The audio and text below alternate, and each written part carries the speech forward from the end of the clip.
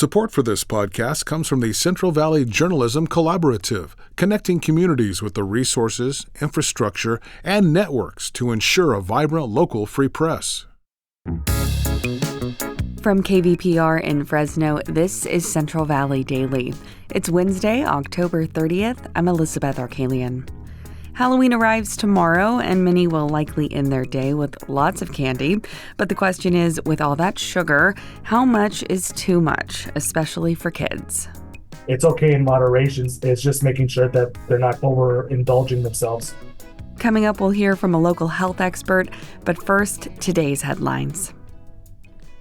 Governor Gavin Newsom announced on Tuesday more than $827 million in new state funding that'll be used to help communities throughout California to build housing for people experiencing homelessness.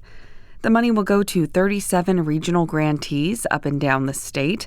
Newsom says the funding comes with strong accountability measures, including monthly reporting requirements.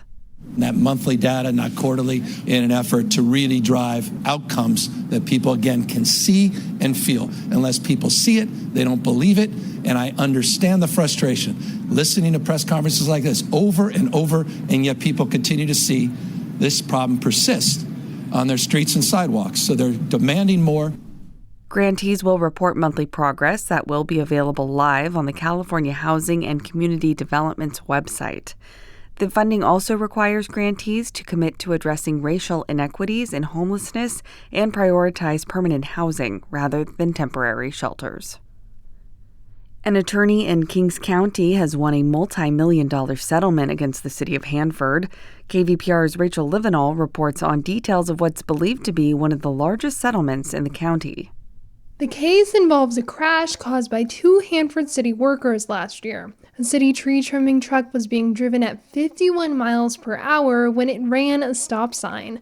Officials say the crash caused significant injuries on two Hanford women in their 80s. They were in the hospital for over a week. A jury ruled in August that the women should receive a combined $17.4 million. They were represented by Sweet James accident attorneys who made the settlement public this week. Officials with the office say the compensation far exceeds what defense attorneys originally offered. The verdict is also the highest paying settlement to occur in Kings County. For KVPR News, I'm Rachel Livenall. A milk plant in Los Banos has closed after nearly 100 years in business. California Dairies, Inc. was in operation for exactly 99 years. The Fresno Bee reports the plant went through several owners during its existence. The plant ceased all operations immediately on Monday. 38 workers were employed at the time of the closure. Officials also said the closure was due to the evolving economy around milk products. Company officials said the firm is committed to helping workers through the transition. Now that the Big Fresno Fair is packed up, the fairgrounds will be used for health clinics. Free healthcare services will be offered to underserved residents next month. The Fresno Madera Dental Society and California Care Force will provide dental, vision, and medical care from November 15th through the 17th. Officials say they expect to serve 2,000 people, with more than 600 healthcare professionals volunteering. Patients will not need to provide any type of identification to attend the clinic. City of Fresno officials are planning to open a commercial kitchen for mobile vendors to help curb licensing issues. The Fresno Bee reports the city plans to invest $700,000 into the kitchen.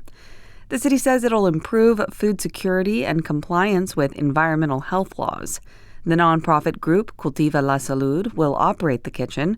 There are an estimated 300 street vendors in the city of Fresno.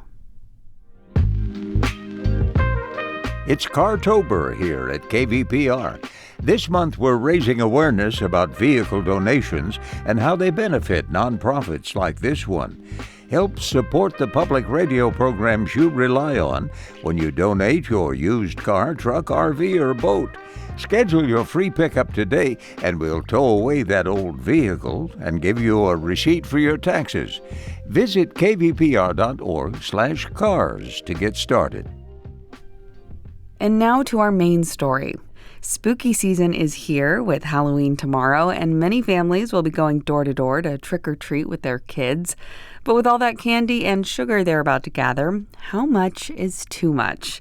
And how should parents and guardians handle all those sweets? To give us some insights, I spoke with Carlos Cervantes. He's a health education specialist with Fresno County's CalFresh program. Cervantes talked about how much sugar a child should consume daily.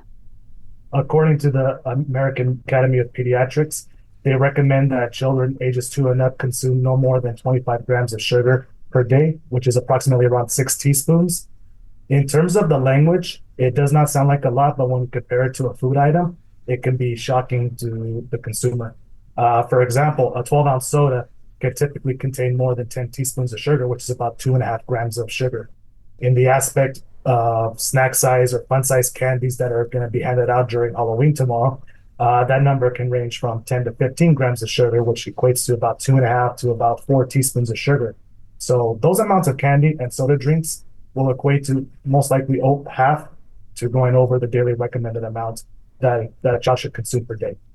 So is sugar consumption an issue in Fresno County? Like, generally speaking, how are children in our region doing when it comes to food-related health concerns? Yeah, because approximately 69% of our youth and close to 44% of our teenage population are overweight or obese in Fresno County. So that's a very shocking statistic, knowing that at least 7 out of 10 youth are categorized as obese or overweight based on the data that's being provided. So as you mentioned, Halloween is tomorrow, and that's probably one of the most exciting things for kids is the candy. And it can be easy to go overboard. How should parents intervene when moderating candy consumption? Is that something that they should be doing? Yes, because kind of reiterating that what I explained is that a lot of the candy can equate to almost half or more than almost over a day's worth of sugar consumption that a youth can consume. So some advice that can be provided towards parents is, at least for starters, when they're going out for Halloween tomorrow, is to either eat like a healthy snack or a healthy meal prior to going out to trick-or-treating. So that way the youth are not like wanting to nibble on the candy right then and there when they're walking around different houses. In terms of like safety as well, if we're going to go in that route, parents should be aware of what candy is being provided to make sure that it's sealed correctly. There's no issues regarding like poked hole or discoloration, and also being aware of any potential allergens as well by reading the food labels, because some youth are either allergic to peanuts or to milk. So that's another concern that should be advised when going out to trick-or-treating. Not just Halloween, but other holidays that are coming up are a big time of celebrating. Food is really the center of a lot of these celebrations with family and friends. How can parents and kids be more mindful of sugar consumption? One thing is to kind of advise people is everything in moderation. Just because some people say, oh, you shouldn't be eating candy or you shouldn't be eating healthy sweets. It's okay in moderation. It's just making sure that they're not overindulging themselves with that specific food. And it kind of goes back to the example of the parents, because they have to set the example for their child. Have you seen any safety concerns with candy given out in the Fresno County area? No, just generally from like being an uncle myself, I want to make sure that the kids, or at least like for example, if my niece or nephew would be going trick-or-treating, I want to make sure that every candy is wrapped correctly. It's making sure that nothing's been tampered with, because that's a primary concern whenever kids get candy, because sometimes you often see stories of someone adding either like illicit substances or dangerous items in there. And what about added sugar? I know there can be a difference versus if a kid's having, let's say, apple and peanut butter before they go trick-or-treating. There's sugar in apples, but that's an okay sugar, right?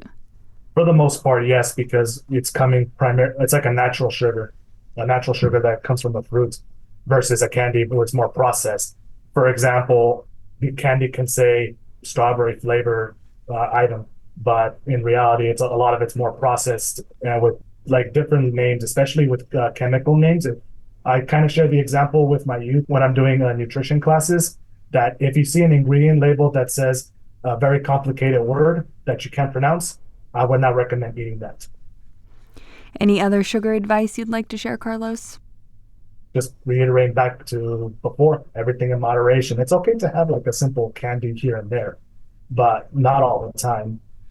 I know for people that are going to be handing out stuff for Halloween, they should at least give more healthier options. For example, like mandarins, they kind of look like pumpkins. So as long as you could like mark them down with like a safe marker on there to look like a jack-o'-lantern, as well as like string cheese as well, because you can kind of shape them into like little ghosts when you peel them.